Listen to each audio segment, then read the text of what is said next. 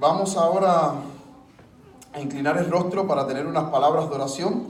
Antes de orar, quería decirle que gracias le damos a todos aquellos hermanos.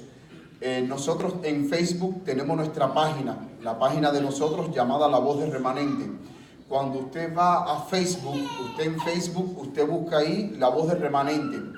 Le van a salir, cuando usted lo pone, le van a salir tres ministerios de La Voz del Remanente. De esos tres, usted busque el que diga West Palm Beach. Y ahí usted puede entrar a nuestra página y ahí tenemos fotos de la iglesia que cada sábado posteamos. Tenemos también buena música que posteamos ahí para todos aquellos amantes de la música. Tenemos música ahí, coros, cuartetos. Tenemos también, posteamos citas de la hermana White. También anunciamos eventos que hace la iglesia. Y también tenemos noticias. También tenemos consejos sobre salud, muy importante, que he visto que los consejos que yo he estado posteando ahí de salud le han gustado a muchos, que de hecho, gracias a aquellos hermanos que están compartiendo nuestras publicaciones. Usted quizás piense que quizás no es efectivo, pero le voy a decir algo: compartir las publicaciones en Facebook. A todos aquellos hermanos que lo hacen, citas de la hermana White, tratados de teología, tenemos tratados, estudios de teología, música, hermano. Compartir las publicaciones también es una manera de predicar a Cristo Jesús. Es una manera de que sus amigos en Facebook vean de que usted es cristiano y que todas esas publicaciones que usted está compartiendo, quizás a lo mejor usted hoy no lo sepa, pero quizás alguno de esos amigos de usted pueda verlo en el reino de los cielos y quizás le diga a usted: gracias por las publicaciones que compartiste. Amén. Realmente cada día nuestras publicaciones, miles de personas las están viendo. Y estamos con la ayuda de Dios tratando de que la página La Voz del Remanente que tenemos en Facebook sea una página amena. Y de hecho le digo que en estos días lo que he estado posteando acerca de salud le ha gustado a muchos, porque sé que han entrado, han estado compartiendo. Y les voy a decir algo: tenemos planes de que cada sábado antes del culto podamos tener nuestros 5 minutos de salud.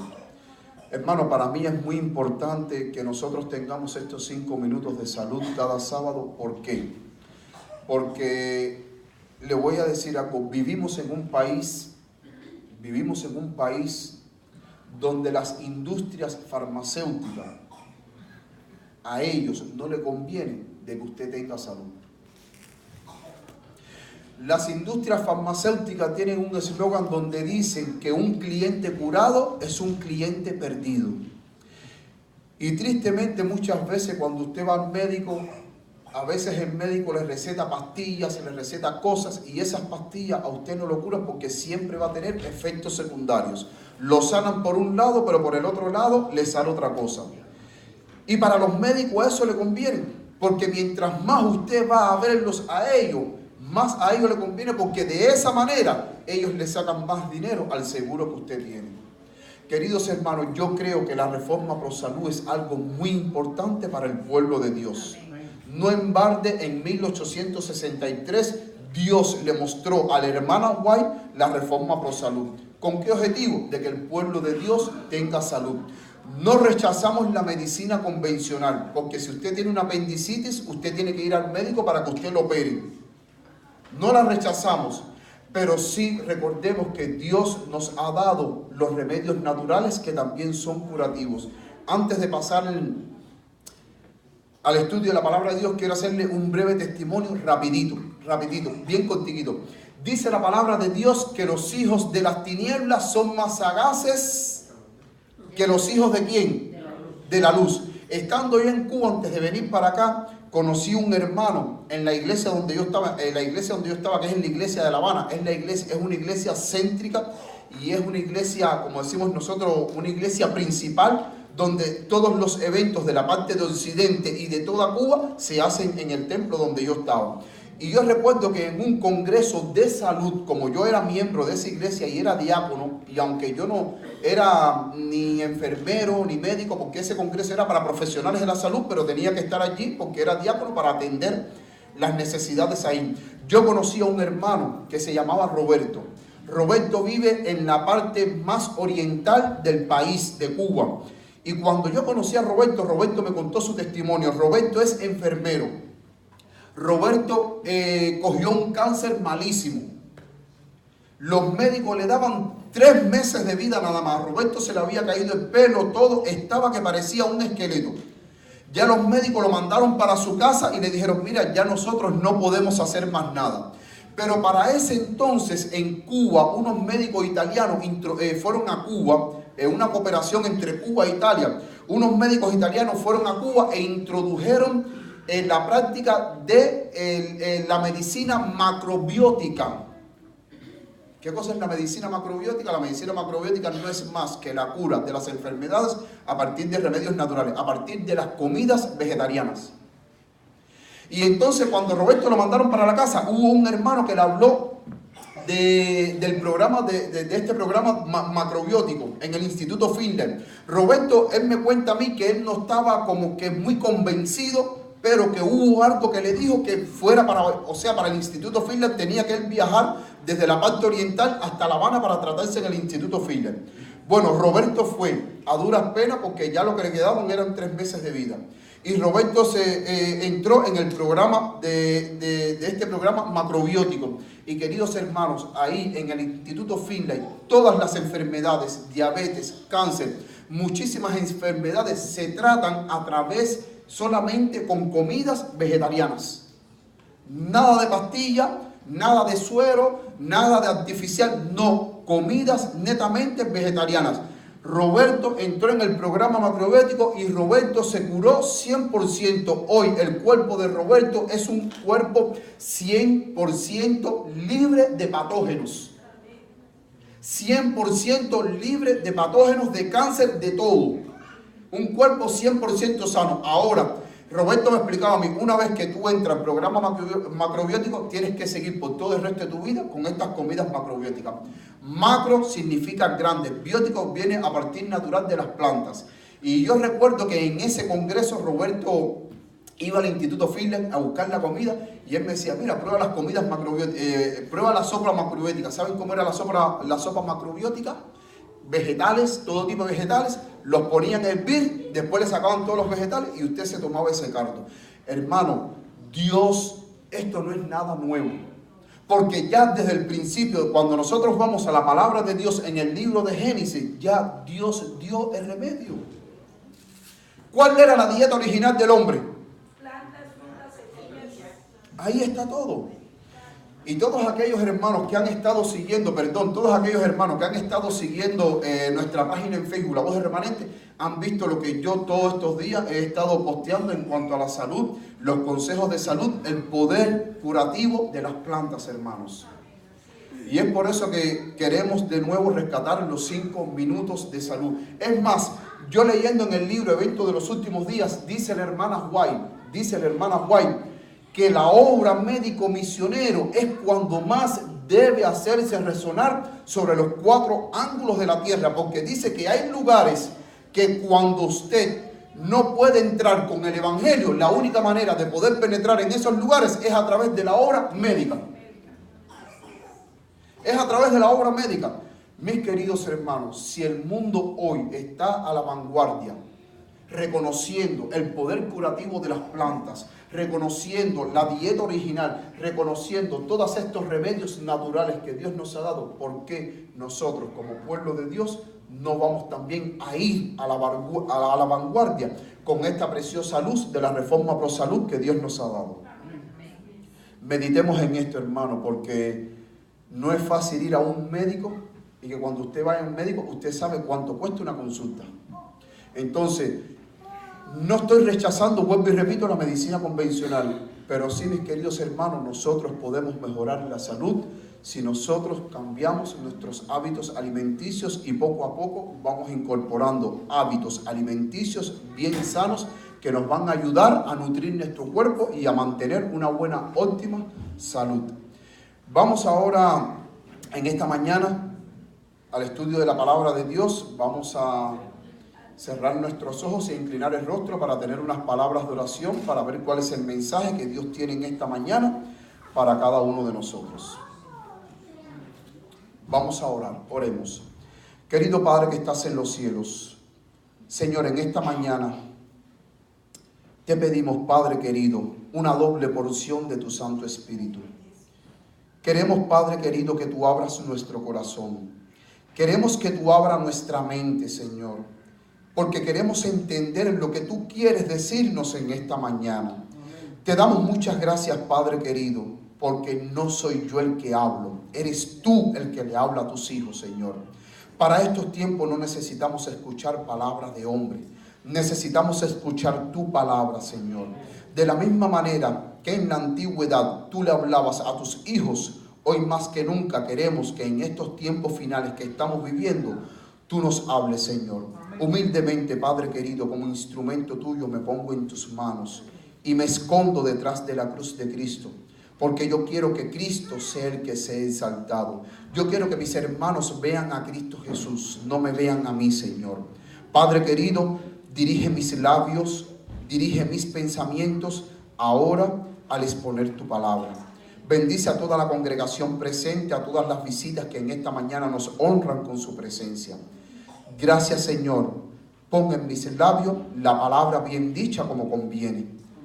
Y te suplicamos, Padre querido, que tú alejes al diablo. No permita que por un instante nos distraigamos, Señor. Aleja al diablo de este lugar, Padre querido, para que todos podamos poner atención y oído a lo que tú quieres decirnos. Todo esto te lo pedimos en el santo nombre de Jesús. Amén. Mis queridos hermanos y hermanas, les invito a abrir la palabra de Dios en el capítulo 25 del libro de San Mateo. Capítulo 25 del libro de San Mateo.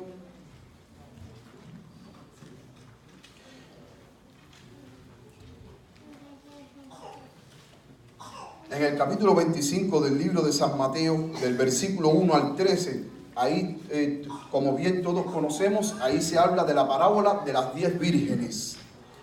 10 vírgenes, 5 prudentes y 5, ¿qué cosa? Insensatas. Ahora, cuando nosotros vamos al capítulo anterior, en el capítulo 24, recordemos que cuando Cristo, en el capítulo 24, si vamos ahí, recordemos que cuando Cristo salió del templo, vamos a hacer un preámbulo para que conozcamos mejor en qué contexto Cristo habló de la parábola de las 10 vírgenes. Cuando nosotros vamos al capítulo 24, en el versículo 1, recordemos que Jesús salió del templo y los discípulos le mostraron la majestuosidad del templo y les dijeron ahí en el capítulo 24, dice, Jesús salió del templo y cuando ya se iba, se acercaron sus discípulos para mostrarle los edificios del templo. Respondiendo él les dijo, ¿veis todo esto? De cierto os digo que no quedará aquí piedra sobre piedra que no sea derribada. Para los judíos, la gloria de ellos era el templo. Sin embargo, el mismo Jesús le había dicho de que no iba a quedar piedra sobre piedra. Aquí Jesús estaba anunciando la destrucción del templo en el año 70, cuando los ejércitos romanos, cuando Tito, el general romano, iba a invadir Jerusalén. Para ellos, para los judíos, como bien dije, el templo era su gloria. Pero recordemos que el mismo Jesús, en el capítulo anterior a Mateo, capítulo 24, Mateo capítulo 23, versículo 38, Jesús ya le había dicho, su casa os es dejada desierta. Ya el templo no iba a tener gran significado ya, porque Dios se iba a apartar del pueblo de Israel. El pueblo de Israel le estaba llenando, como decir, la copa de la misericordia de Dios, ya que Dios les había dado a ellos un tiempo de misericordia predicho en el libro de Daniel, en el capítulo 9 del libro de Daniel, la profecía de las 70 semanas, Dios les había dado ya un tiempo de misericordia para el pueblo de Israel. Ahora, en el capítulo 24, automáticamente después que Jesús declara estas palabras de que no quedaría piedra sobre piedra, el cual iba a ser derribada, dice aquí en el versículo 3 que él se sentó en el monte de los olivos. Y entonces ahí Jesús les empieza a hablar a los discípulos su sermón apocalíptico. Los discípulos tenían una gran interrogante y les dice, Señor, dinos qué señales habrá de tu venida, cuándo sucederán estas cosas. Y ahí Jesús les empieza a dar las señales previas a su venida. Le dice, mirad que nadie os engañe. Ahora, ¿por qué Jesús dice, mirad que nadie os engañe? Porque, queridos hermanos, nosotros podemos estar propensos al engaño, y más que el mismo diablo sabe que en los tiempos que nosotros estamos viviendo son tiempos en que cada día más nos va acercando al regreso de nuestro Señor Jesucristo. Esa es la esperanza del cristiano. Pero Jesús les dice: mirad que nadie os engañe. Y entonces ahí Jesús le empieza a dar varias señales. Habrán guerra, habrá terremotos, habrá hambre, nación se levantará contra nación. Todas estas cosas Jesús les estaba diciendo, cosas, señales que iban a suceder antes de su venida. Pero el capítulo 25, después que Jesús les habla acerca de su sermón apocalíptico, ya que Jesús les habló a sus discípulos satisfaciendo la curiosidad que ellos tenían de cuándo estas cosas iban a suceder. En el capítulo 25, a partir del versículo 1 al 13, la parábola de las vírgenes, de las 10 vírgenes, Jesús aquí quiere resaltar la importancia de nuestra preparación. La parábola de las 10 vírgenes recalca la importancia de la preparación que usted y yo debemos de tener antes de la venida de Cristo Jesús, si queremos estar con Cristo Jesús en el reino de los cielos. Después que Jesús le habla de todas las señales, Jesús entonces ahora les habla a ellos acerca de la parábola de las 10 vírgenes. Y miren, quiero decirles algo. Jesús es el maestro de los maestros. Porque Jesús empleó un método que hoy la educación resalta ese método de enseñanza como uno de los mejores métodos para aprender. Y es el método audiovisual. Por ejemplo, las enseñanzas de Cristo estaban relacionadas con las cosas comunes de la vida en el pueblo de Israel. Por ejemplo, la agricultura. La agricultura está presente en todos los países del mundo. La agricultura forma parte de la base alimenticia de las personas y es una fuente también de ganancias. Sin embargo, cuando nosotros vamos a la palabra de Dios, por ejemplo, en la parábola del sembrador, Mateo, que está en Mateo capítulo 13, versículos del 1 al 9, por ejemplo, en la parábola del sembrador, Cristo destaca 4 terrenos para enfatizar las diferentes personas que usted se va a encontrar mientras que usted le esté dando el evangelio. Por ejemplo, el primer terreno, Mateo capítulo 13, en el versículo 19, dice: la semilla que cayó junto al camino. ¿Qué representa la semilla que cayó junto al camino? Representa a aquellos que escuchan la palabra y no la entienden, y viene el malo y la arrebata. En Mateo capítulo 13, versos 20 y 21, la semilla que cayó en pedregales. ¿Qué significa? Aquellas personas que reciben con gozo la palabra de Dios, pero al no tener raíz, esa palabra, al no echar raíz en su corazón, cuando viene la persecución, flaquean y se van. Jesús también destacó un tercer terreno. En Mateo capítulo 13, en el versículo 22, el mismo Jesús habla de la semilla que cayó entre espinos. Y la semilla que cayó entre espinos son aquellos que oyen la palabra de Dios, pero el afán y la ansiedad de las cosas de este mundo ahogan la palabra de Dios y al final la persona termina fuera de la iglesia, lejos de los caminos de Dios. Y el cuarto terreno que se encuentra en el versículo 23 de dicho capítulo, la semilla que fue sembrada en buena tierra, ¿qué representa? A aquellos que reciben la palabra de Dios. Aquellos que reciben la palabra de Dios y la entienden y da fruto y produce fruto a cientos, a 60, a 30. Aquí Jesús enfatizó los 4 tipos de personas que usted se va a encontrar cuando usted, ¿qué cosa? Le dé el evangelio.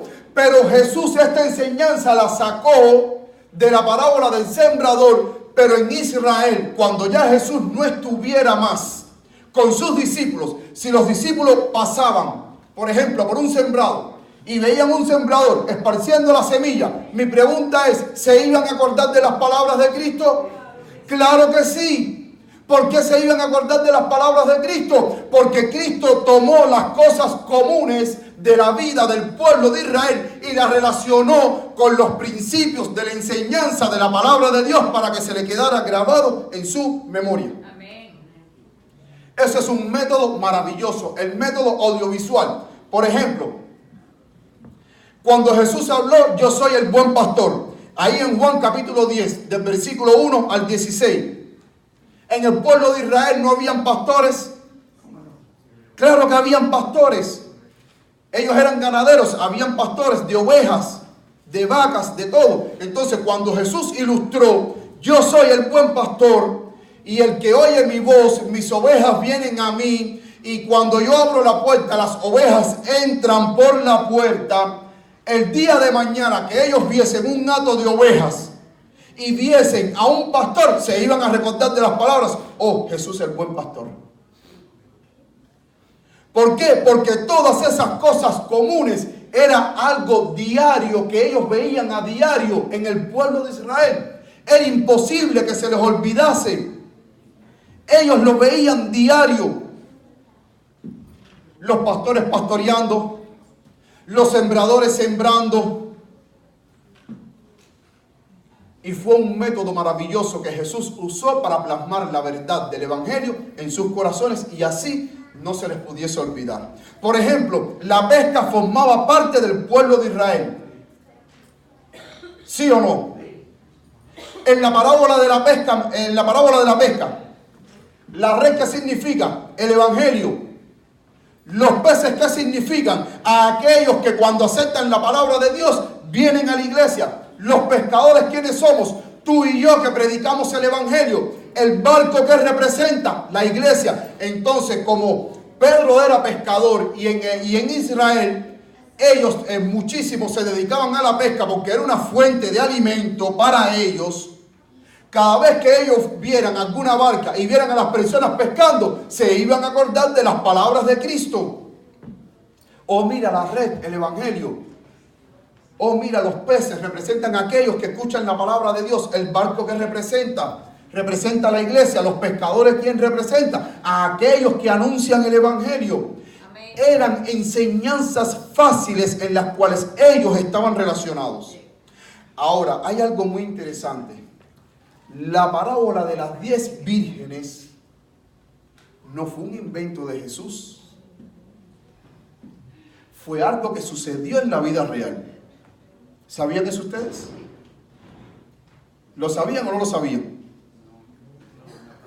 Cuando ustedes van al libro, y se los voy a dejar de tarea para la casa, en Palabras de Vida del Gran Maestro, página 335, en el momento que Jesús les iba a relatar la parábola a ellos de las 10 vírgenes, eso mismo había sucedido delante de Jesús. Jesús estaba sentado, dice Palabras de Vida del Gran Maestro, página 335, que Jesús estaba ahí mismo sentado en el Monte de los Olivos, después de decir su sermón apocalíptico, todo acerca de sus señales. Dice que ya bajaba el sol y que abajo de la colina habían casas que estaban prendidas porque había una boda, iba a celebrarse una boda. Y estaban las vírgenes con sus lámparas. En los tiempos de Israel, las bodas a menudo se celebraban por la noche.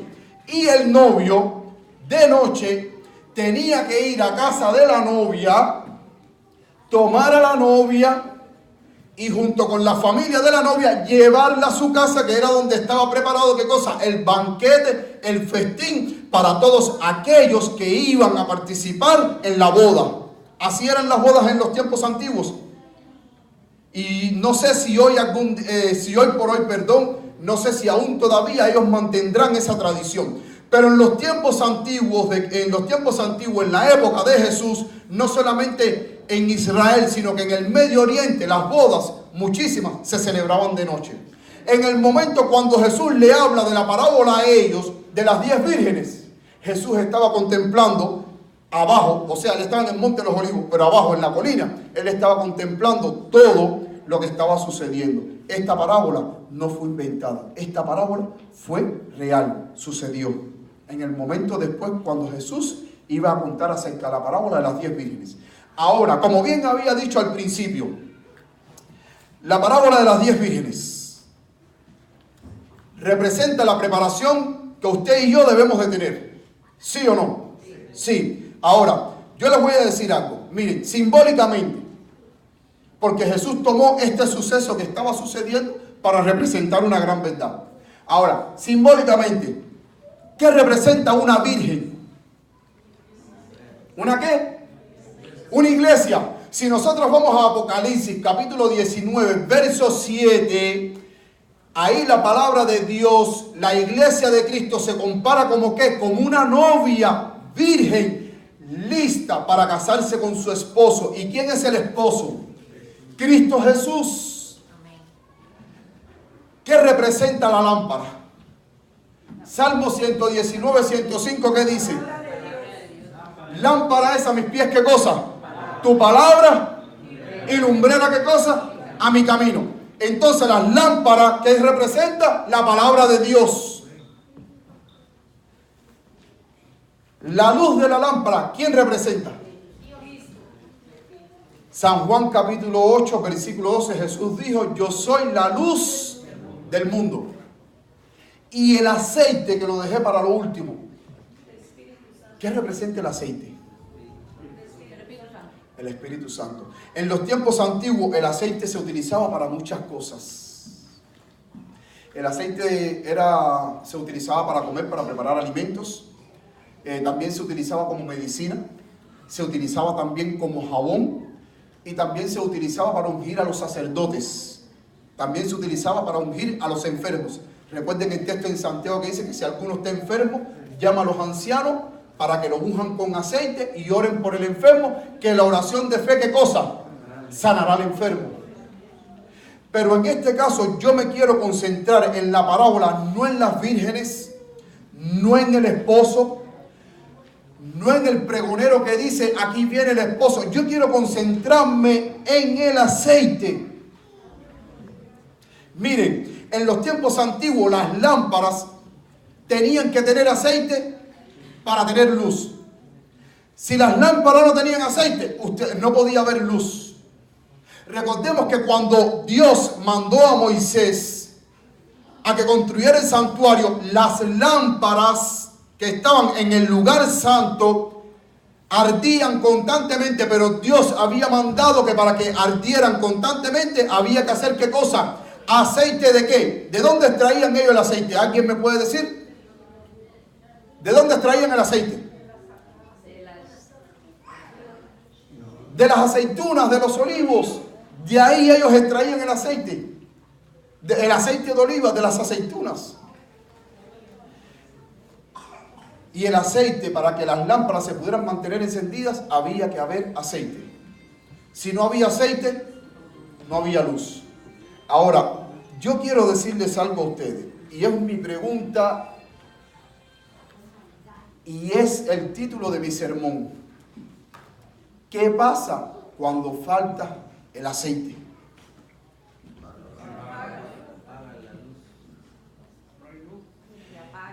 Ahora, en el sentido espiritual, si el aceite representa el Espíritu Santo, ¿qué pasa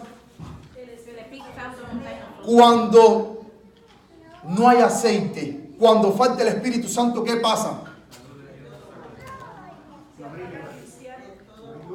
¿Se apaga el cristiano? Miren, uno de los temas que más Cristo se espació en hablar a sus discípulos antes de su muerte fue la necesidad del Espíritu Santo. Fue uno de los temas que más Jesús le habló a sus discípulos. Y mis queridos hermanos, cuando en tu vida tú no tienes el Espíritu Santo, ahí sí hay grandes problemas, gravísimos problemas. Cuando el Espíritu Santo falta en tu vida, Cristo también falta en tu vida. Usted no tiene a Cristo en su corazón. Porque si en la lámpara la luz representa a Cristo Jesús y esa luz se da por medio del aceite, y si no hay aceite, no hay luz, significa que cuando usted no tiene el Espíritu Santo, usted no tiene a Cristo. Y si usted no tiene a Cristo, usted no es salvo. Usted está completamente perdido. Usted está en tinieblas.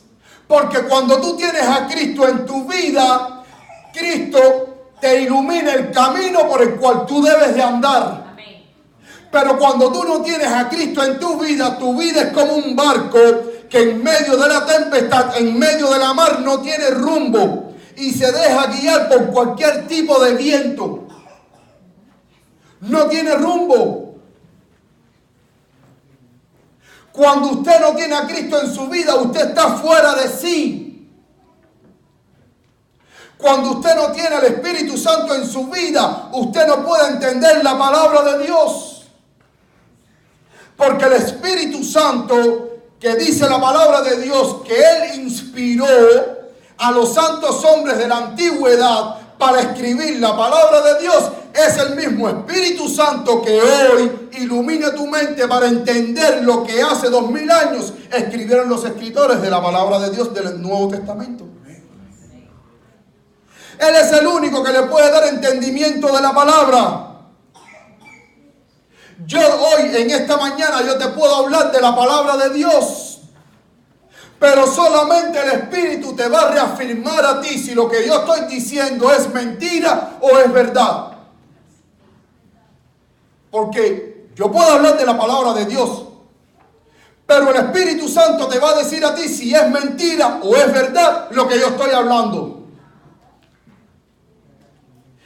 Y hay un pensamiento que me gusta muchísimo de la hermana White, que yo siempre lo recuerdo y siempre le hablo a los hermanos, donde la hermana White dice: la mente que dependa del criterio de otra mente, más tarde o más temprano, ¿qué cosa? Se extraviará. Es bueno escuchar al predicador o a la persona que se para aquí a hablar, pero si yo no tengo un conocimiento de la palabra de Dios, donde el Espíritu Santo, que el mismo Jesús prometió que el Espíritu Santo nos iba a guiar a toda verdad, solamente el Espíritu Santo le puede dar a usted el discernimiento para saber si lo que yo estoy hablando es mentira o es verdad. ¿Sí o no? Si usted no tiene al Espíritu Santo en su vida, ¿de qué usted se va a arrepentir? Cuando el Espíritu Santo dice la palabra de Dios que Él convence de pecado, de juicio y de justicia. Y si usted no tiene el Espíritu Santo, ¿de qué usted se va a arrepentir? ¿Qué Salvador usted va a aceptar? Pero cuando usted no tiene el Espíritu Santo en su vida, todo lo malo le llama bueno. Y a lo bueno le llama malo. Y cuando usted no tiene el Espíritu Santo en su vida, su conciencia a usted no le molesta que lo que usted está haciendo, aun si es malo, usted piensa que es bueno. Pero cuando tú tienes el Espíritu Santo en tu vida y tú haces algo malo, al momento el Espíritu Santo empieza a martillar tu conciencia y te dice: lo que hiciste está malo.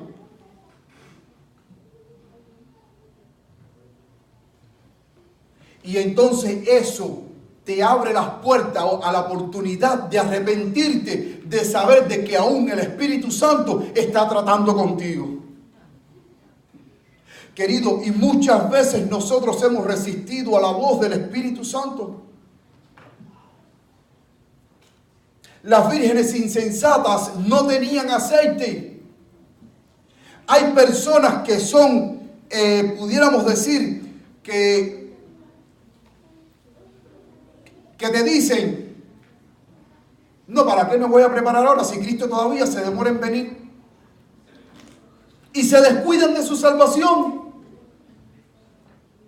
No hace mucho yo hablé con una hermana hablando de todos los problemas que están sucediendo en este mundo, las señales que se están viendo. Y esa hermana me dijo: ay no, pero Cristo va a venir de aquí a... Pero de la manera en que ella a mí me lo dijo, para ella Cristo por lo menos va a venir de aquí a 200 años. Pero cuando yo voy a la palabra de Dios, yo no sé cuándo Cristo va a venir, pero según las señales de Mateo 24, me dice que estamos ahí cerquita. Y hay personas que descuidan su salvación, descuidan su preparación y se confían diciendo, hay tiempo. Hay tiempo. We have enough time, don't worry. Hay tiempo. Pero hay algo muy interesante. Tú no sabes si en esta noche tú vas a pasar el descanso. Hay personas que se confían tanto que dicen, no, de aquí a la venida de Cristo Jesús yo tendré tiempo para prepararme. Pero les voy a decir algo, usted no puede pensar de esa manera, de que hay tiempo para prepararse de aquí a 100 años, porque usted no sabe si de aquí a un ratico usted va a morir. Y nuestra preparación tiene que ser en todo momento. Nosotros tenemos que estar listos. Si Dios nos permite de que nosotros lleguemos a la venida de Cristo Jesús vivo y que veamos a Cristo venir en gloria y majestad, amén.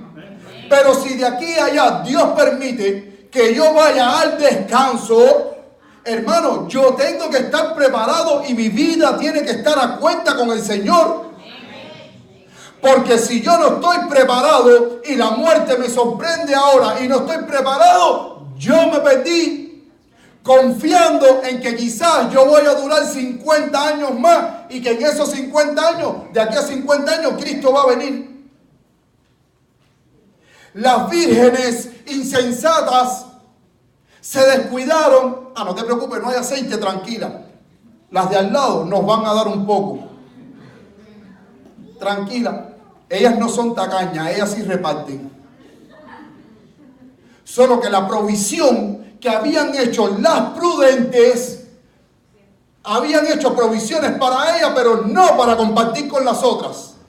Mis queridos hermanos, mi experiencia cristiana, mi fe, mi relación con el Señor, yo no puedo quitarme un poco y ponértelo a ti.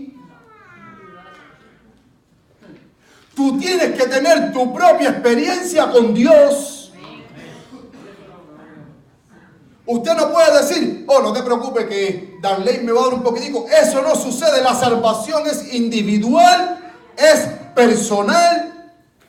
Pero usted tiene que tener su experiencia con el Señor. Usted tiene que tener su propia experiencia cuando usted lee la palabra de Dios, de aprender. Yo no te puedo dar, por ejemplo, la medida del Espíritu Santo que Dios me da a mí y decirle, en cuánto estoy, vamos a suponer, en 100, me voy a quitar un 20% y se lo voy a poner a Carlos Mora. Eso no sucede. Cada quien tiene que hacer su arreglo personal. Cada quien. Sin embargo, las vírgenes insensatas dijeron, no te preocupes, tranquilas. No hay. Ellas nos dan. Y a la hora de la verdad, cuando dijeron ahí viene el esposo, es cuando se formó ¿qué cosa? El corre-corre.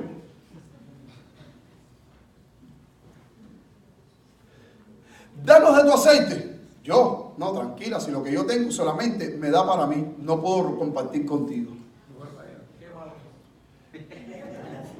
Queridos hermanos, yo les voy a decir algo. Hay personas que son finalistas. Hay personas, Erling, que cuando van a la universidad a estudiar, estudian un día antes de la prueba. ¿Es así o no es así? Estudian un día antes de la prueba y cuando van a la prueba están fritos. Porque fueron finalistas.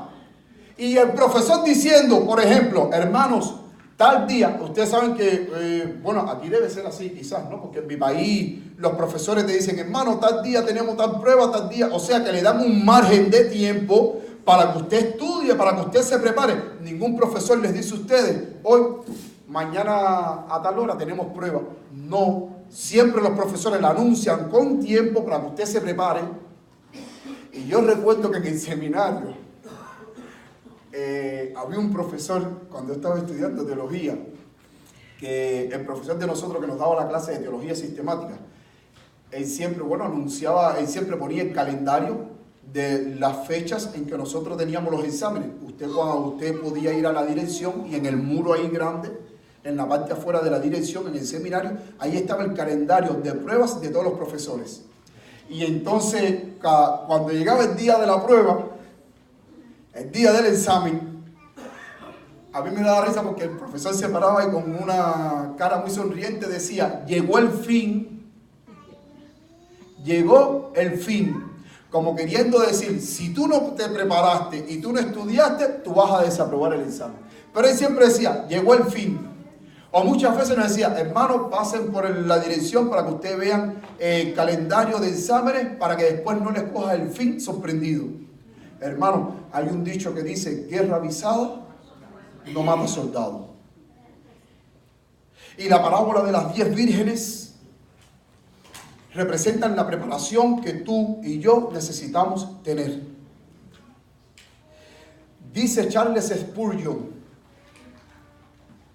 este gran predicador, dice Charles Spurgeon, una iglesia sin el Espíritu Santo es una maldición en la tierra.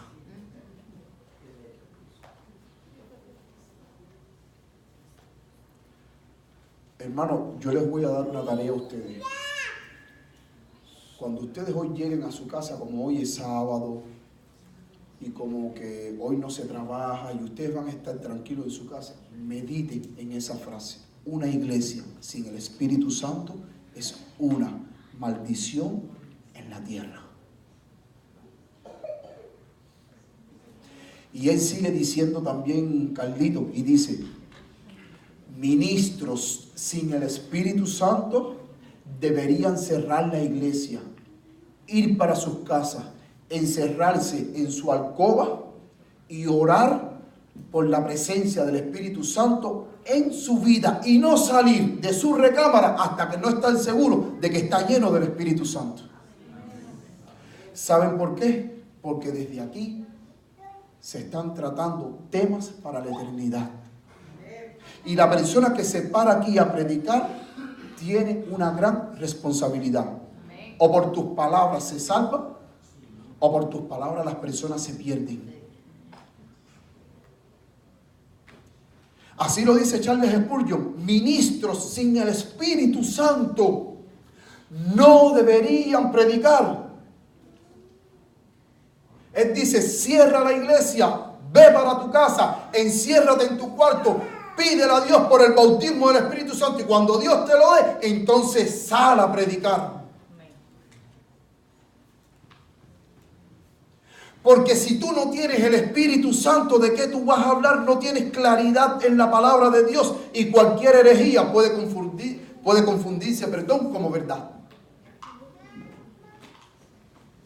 Porque la persona que se para aquí a predicar tiene que estar consciente y saber de lo que está hablando.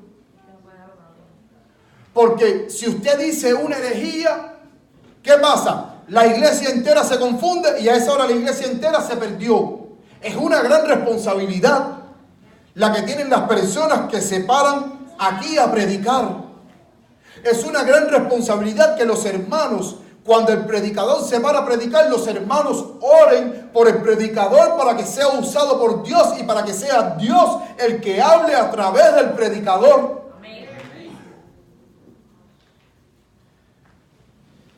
Si yo les preguntara a ustedes, iglesia, ¿qué ustedes necesitan para hacer una campaña evangelística? Que ustedes me dijeran. Primero el Espíritu Santo para que nos guíe. Amén. Ayuno y oración. ¿Qué más? ¿Qué más? Miren, yo he participado en juntas de iglesia donde dicen, hermanos, viene una campaña evangelística tal día. Y lejos de la iglesia, lo primero que debe hacer es ponerse a orar por la campaña, por el predicador, por las visitas, por las comisiones que van a trabajar. Me he sentado en junta donde comisión de los de la música, fulano y fulano. Las sugieres que van a estar ese día atendiendo durante la campaña, fulano y fulano. Los que van a repartir los regalos, los que van a hacer la programación, la selección musical. Y si ha terminado y ni tan siquiera ha habido un momento de decir, hermano, Vamos a orar para que el Espíritu Santo nos use en esa campaña. Yo he participado en juntas donde las personas están más afanadas en la programación, en cómo va a quedar la programación, quién es el que va a cantar, quién es el que va a tocar el piano, quién es el que va a atender a la visita, quién es el que va a tener los momentos para hacer los regalos. Y no oran por el Espíritu Santo para que el Espíritu las use. Relegan al Espíritu Santo. Lo dejan atrás. Y cuando ha llegado la campaña, miren hermano, ¿quién fue el que dijo fracaso? Cuando ha llegado la campaña de antemano yo he dicho, esto es un fracaso. Y me he sentado durante toda la semana a ver el fracaso. Y en el último día usted ve el predicador a esa hora forzando a las personas para que las personas vengan adelante. Y hermano, y el Espíritu me dijo, y hermano, y las personas no se levantan y tú...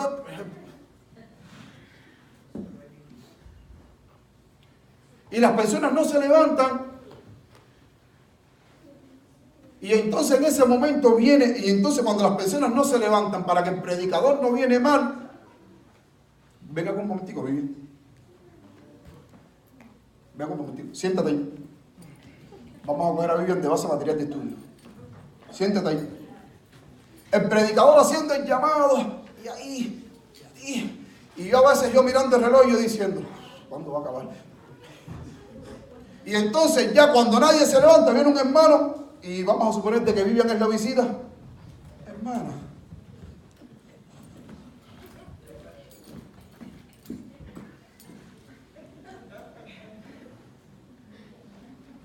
Y para que no se sienta penada, para que no dejarle la visita sola.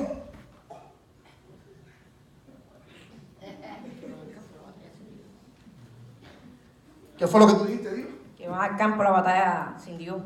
Antes pasaba eso, por eso fracasaban. Ya Biblia, muchas gracias, puedes bajar. Fuerzan a la visita y... Miren, una vez se le preguntó a Charles Spurgeon, él iba a dar un evangelismo en Francia, y le preguntaron a Charles Spurgeon, ¿qué usted necesita para dar un evangelismo aquí en Francia? Él le dijo, necesito 8 hombres nada más. That's enough. 8 hombres nada más. Pero 8 hombres con estas características, no les voy a decir. Número 1, que estén separados del pecado. Número 2, que estén llenos de Dios. Y número 3, que tengan el poder del Espíritu Santo, y ustedes verán como toda Francia va a temblar.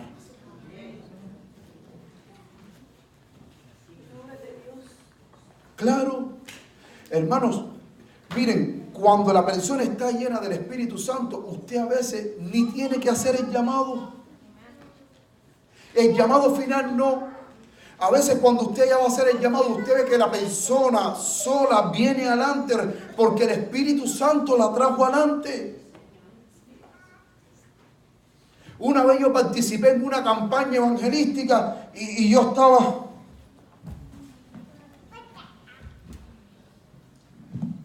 Y el predicador y yo. Y nadie se paraba. Y yo diciendo que va, aquí falta el Espíritu Santo. Y hermano, la campaña fue un desastre tal de que al final nadie se paró.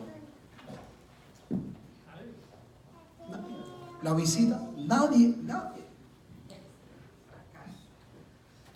Porque querido, cuando falta el Espíritu Santo en tu vida, noten que es el Espíritu Santo el que toca los corazones y mientras usted va hablando, esa palabra va penetrando en el corazón de esa persona como una espada de doble filo. Y mientras más esa espada va penetrando en ese corazón, la persona abre su corazón a la influencia de Dios y ahí el Espíritu Santo va tratando con esa persona diciéndole, tú eres pecadora. Tú necesitas de la gracia de Dios.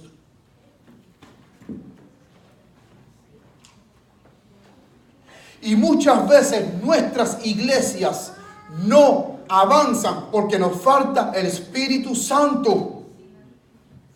Quiero leerles para ustedes una nota de la hermana White, muy importante, que a mí me gusta muchísimo.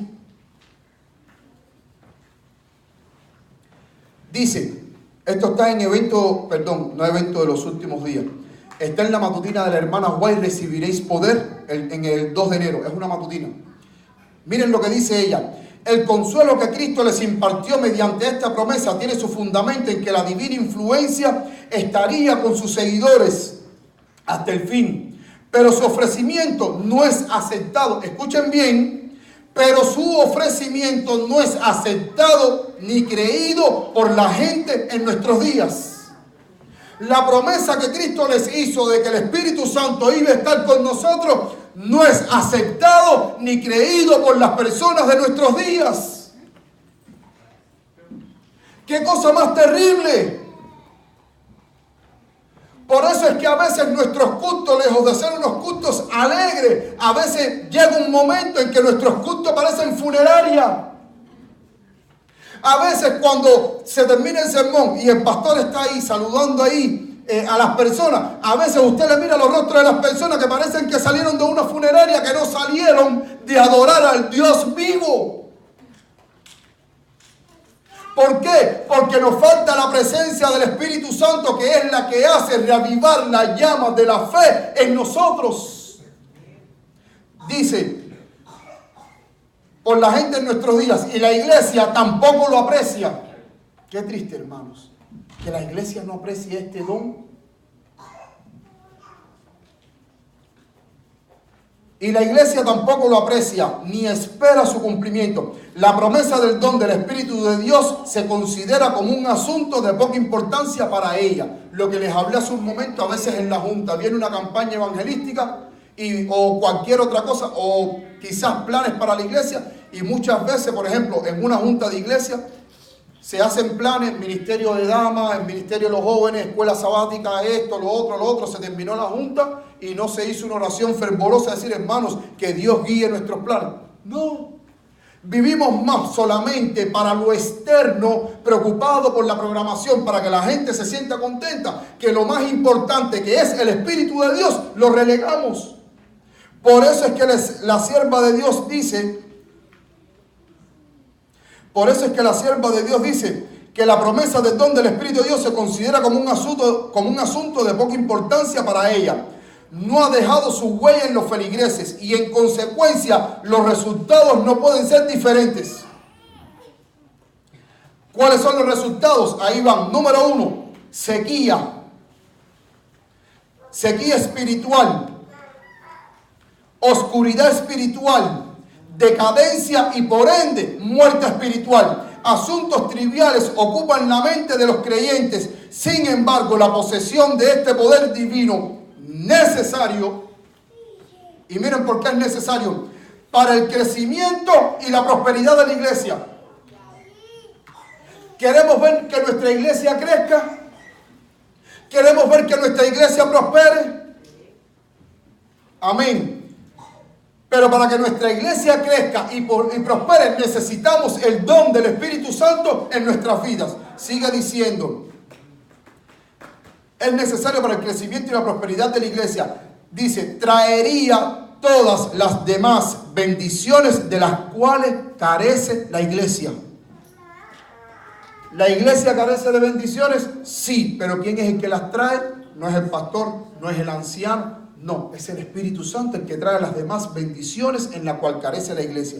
Sigue diciendo, y que se nos promete en su infinita plenitud, mientras la iglesia se conforme con asuntos de poca importancia, continuará descalificándose para recibir los dones mayores que Dios ofrece. ¿Por qué será que no tenemos hambre y sed de recibir este regalo del Espíritu Santo, siendo este una virtud que puede mantener puro el corazón? Es una pregunta que ella hace. En los designios del Señor, el poder divino debe cooperar con el esfuerzo humano. Y sigue diciendo ella, es fundamental que el creyente comprenda el significado de la promesa del Espíritu Santo antes que Jesús venga por segunda vez. ¿Qué recomienda ella? que es necesario que el creyente reconozca la promesa del Espíritu Santo antes que venga Jesús. ¿Por qué las vírgenes insensatas no pudieron entrar a la boda? Porque no tenían el Espíritu Santo. No pudieron entrar. Dice, hablen acerca de esto, oren por él, prediquen acerca de él, porque el Señor está más deseoso de conceder el Espíritu Santo que los padres a dar buenas dádivas a sus hijos, porque de tal manera amó Dios al mundo que ha dado a su Hijo unigénito, para que todo aquel que en él cree no se pierda, mas tenga vida eterna. Mis queridos hermanos, mientras que la iglesia relegue la importancia del Espíritu Santo en un segundo plano, vamos a seguir siendo descalificados. Como dice ella, asuntos triviales ocupan tanto la mente que muchas veces no tenemos el tiempo para arrodillarnos y decirnos, Dios mío, bautízame con el poder de tu Santo Espíritu. Muchas veces nosotros en la batalla, cuando el diablo nos presenta batalla, somos derrotados porque no tenemos el Espíritu Santo. Y dice la hermana White,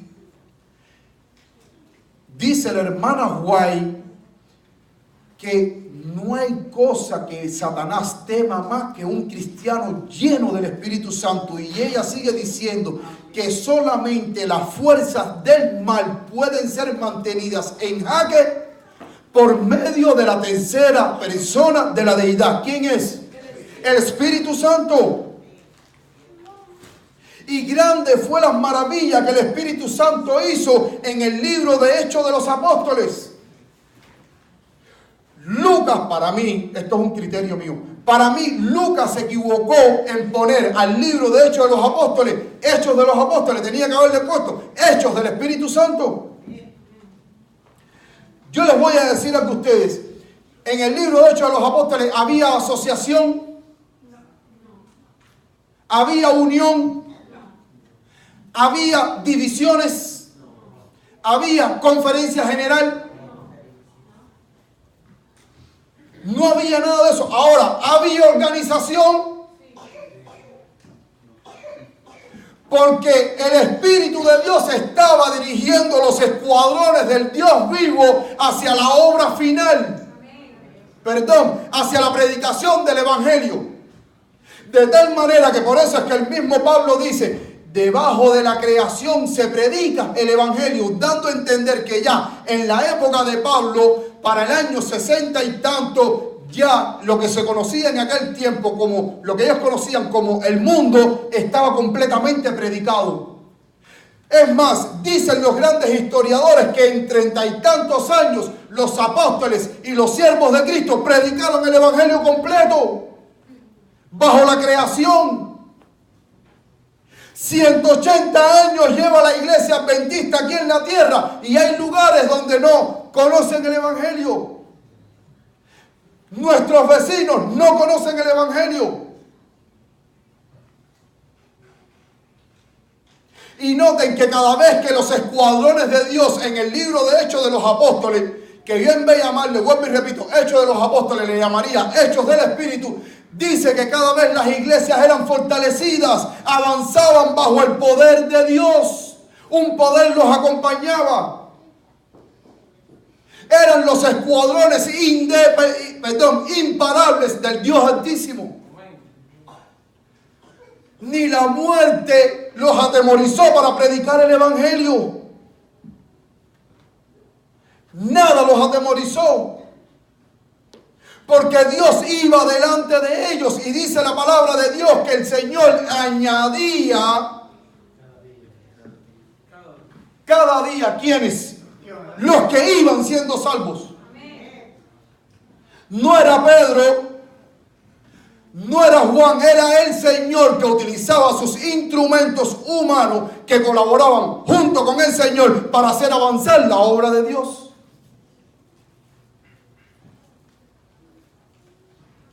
fascinante el libro de Hechos de los Apóstoles. A veces yo he hablado con hermanos que me han dicho, no, porque asociación, porque divisiones, porque la asociación general, para que haya orden. Y yo muchas veces le he dicho, ¿y acaso en el libro de Hechos de los Apóstoles no había orden? Séanme sinceros, ¿había orden o no había orden? Y no se necesitó ni asociación ni división, porque cuando las iglesias son dirigidas por el Señor, no se necesita nada de eso, porque el Señor mismo las dirige. El mismo Espíritu Santo fue el que le dijo a Felipe, coge por el camino del desierto, a encontrarse ¿con qué? Con el eunuco etíope. El mismo Espíritu Santo fue el que dijo, apartadme a Pablo y a Bernabé para la obra que ellos van a hacer. El mismo Espíritu Santo fue el que le dijo a Bernabé, ve hacia la calle derecha y entre en casa de él, que ahí está Pablo orando y tú le vas a poner las manos sobre él. Era el Espíritu el que dirigía la obra. Y cuando el Espíritu dirige la obra, hermanos, no hace falta ni asociación, ni unión, ni división, ni asociación general. Cuando tú vas al libro de Hechos de los Apóstoles,